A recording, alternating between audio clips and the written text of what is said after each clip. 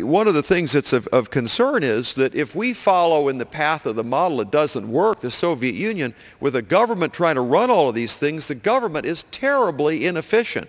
People may think and complain to you doctors that medicine is awfully expensive today. Well, if they think medicine's expensive today, let them get a snout full of what it's like when the government runs it with all of that efficiency. About half of the healthcare dollars in America already are going through the government, and that's part of what's made it less efficient and expensive. But if we move in the direction of what I'm believing, if you read between the lines of the speech last night, we're talking about a single-payer system like Canada.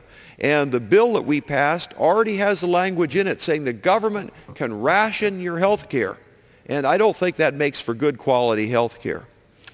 In fact, if the gentleman would yield, Broun. As a physician, let me tell you, it's not going to. Government regulation is what's driven up the cost of health care markedly. When I was practicing medicine down in rural South Georgia, as a good example, Congress passed CLIA, the Clinical Laboratory Improvement Act. I had a small automated lab with quality control because I, as a physician, wanted to make sure that any lab tests I did was accurate.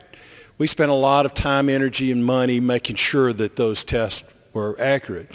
Well, CLIA shut down my lab.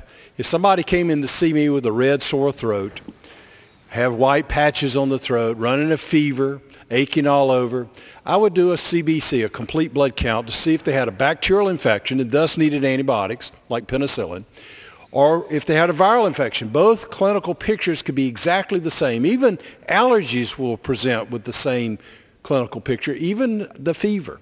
So I would do this simple blood test. I charged $12 for the test. CLIA shut my lab down.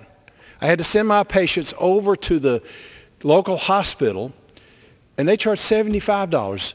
I could do the test in 5 minutes. It would take 2 to 3 hours to get the results from the local hospital.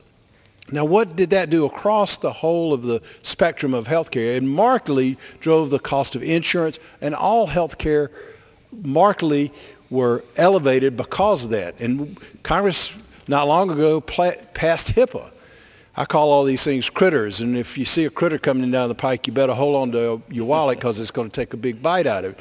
But HIPAA has cost the healthcare industry billions of dollars, and hasn't paid for the first aspirin to treat the headaches that it's created.